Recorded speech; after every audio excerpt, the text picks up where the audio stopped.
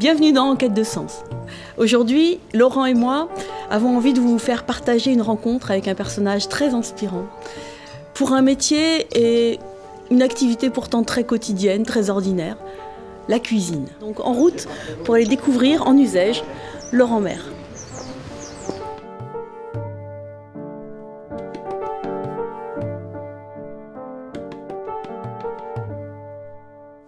Laurent Maire. Bonjour. Bonjour. Merci de nous accueillir. Qu'est-ce qu'être un cuisinier pour vous, ici et maintenant? Une grande question. Je pense que ça va bien au-delà de toute façon du simple fait de confectionner des plats. On a un minimum de 2 prises de repas par jour et que l'aliment nous traverse et qu'il peut avoir un impact réel sur la santé. Et quel a été le déclencheur pour passer du simple métier de cuisinier qu'on apprend au départ à cette question de donner du sens réellement à sa pratique? Le grand déclic qui m'a vraiment fait basculer, c'est mon fils en fait qui avait un problème d'allergie. Donc en sortant de chez l'allergologue, l'idée c'était de donner de la cortisone assez régulièrement. Et ça c'était hors de question. Donc j'étais encore en train d'étudier la naturopathie à ce moment-là et je voulais, à travers un réglage alimentaire et un complément alimentaire, pas faire des tests sur lui, mais au moins amener un soin qui ne soit pas à base de chimie de synthèse avec des effets secondaires importants. Ça a fonctionné, donc c'est très encourageant. Donc c'est pas une illusion. L'alimentation peut avoir un réel impact sur la santé, quoi, clairement. Où est-ce que vous pratiquez la cuisine? C'est-à-dire dans quel restaurant? Où est-ce qu'on peut vous trouver finalement? Sur la route, c'est beaucoup plus facile de me trouver sur la route que chez moi. Mais non, j'ai pas de structure de restauration et je voulais justement pas en avoir. Je voulais pas tenir un restaurant, gérer un restaurant. Je l'ai fait en tant que chef de cuisine dans plusieurs établissements, mais c'est pas du tout l'idée. Je me déplace chez les gens pour cuisiner. Du coup, je fais pas mal de route. Ouais. Et on viendrait bien voir ce que vous faites par là-bas. Mais c'est volontiers.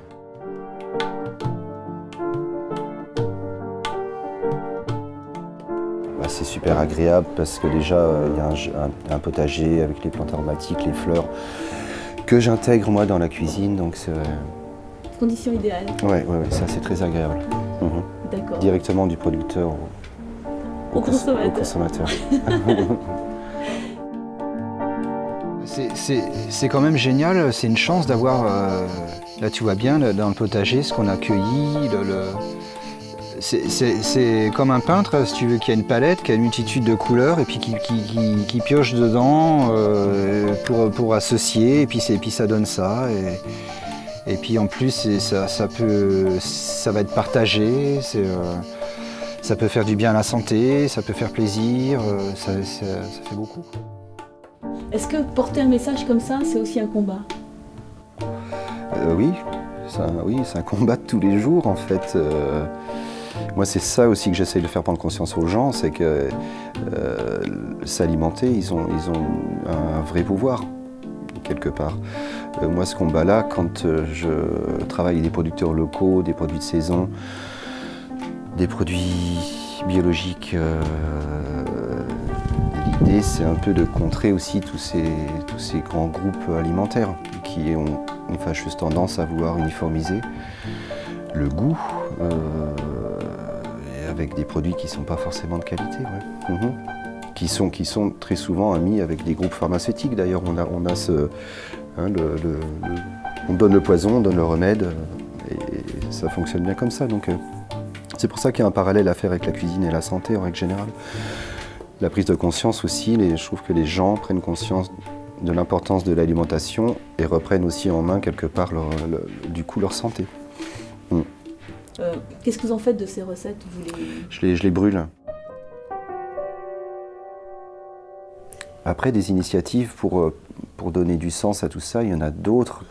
On en a fait à travers l'association Slow Food aussi, avec un lycée hôtelier, un lycée agricole. C'est-à-dire que le lycée agricole faisait pousser des choses pour le lycée hôtelier. Le lycée hôtelier l'intégrait à ses menus. Donc on faisait aussi des échanges entre étudiants. Voilà. L'idée, c'est toujours dans cette passerelle, de décloisonner. Voilà, c'est toujours un peu dans cet esprit-là. Ouais. Oui, justement. Alors, Slow Food, qu'est-ce que c'est? C'est un mouvement Alors, c'est un mouvement italien qui prône la biodiversité alimentaire en règle générale. Donc, c'est présent dans plus de 100 pays maintenant. Et l'idée, c'est un peu de remettre au goût du jour soit des variétés anciennes de produits alimentaires. On a un exemple avec le navet de Pardaillan, avec le petit épaule d'eau de Provence. Donc on n'a pas de rôle, on n'est pas des commerciaux, mais on fait marcher le réseau pour informer, sensibiliser. Et moi je suis dans mon rôle aussi en faisant des applications et des recettes avec ces produits-là pour un peu les remettre au goût du jour. Comment est-ce que vous arrivez à concrètement mettre du sens dans votre pratique? C'est-à-dire, par quoi ça passe? C'est-à-dire, par quel type de pratique ou d'exemple ou d'initiative? Est-ce que vous avez des exemples? Il y a pas mal d'initiatives autour de la formation aussi. Ça, c'est quelque chose que j'aime beaucoup. Donc ça peut se faire à travers du personnel de cantine, pour former du personnel de cantine, dans l'idée de mettre en place des cantines bio.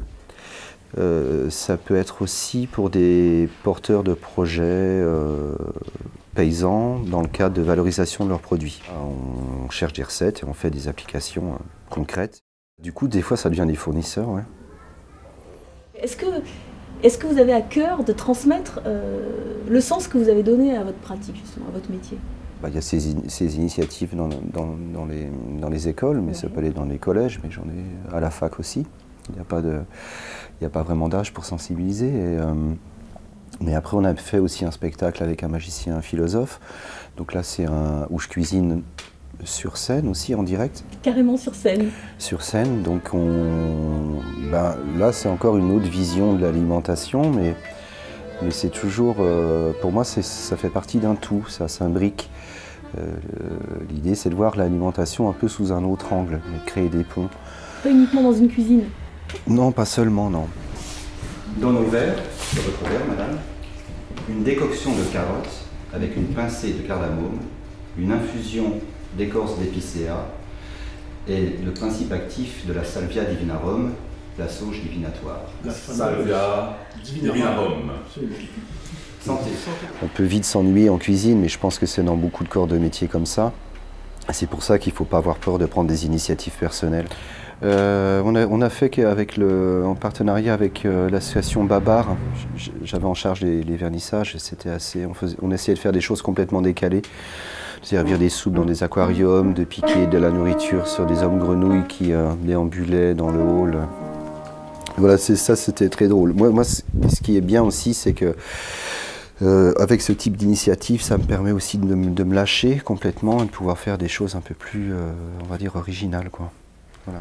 Dans quel sens vous avez envie d'inspirer la prochaine génération de cuisiniers, par exemple, par rapport à toute l'expérience? L'idée, ce serait déjà d'attiser leur curiosité, parce que la notion d'une alimentation santé, elle devrait être maintenant, je trouve, intégrée dans les formations, elles ne le sont pas. Donc il y a toute cette partie-là aussi où il faut creuser, se documenter, et ne pas hésiter à voyager, évidemment, parce que ça, c'est très intéressant aussi d'être confronté à d'autres produits, à d'autres cultures. Acheter des livres, être confronté aussi à tout ça, c'est important. Ouais. Vous n'avez pas peur de vous ennuyer? Non, mais j'aimerais bien. Ça doit être j'aimerais bien des fois m'ennuyer un peu plus. Ça doit être agréable, peut-être.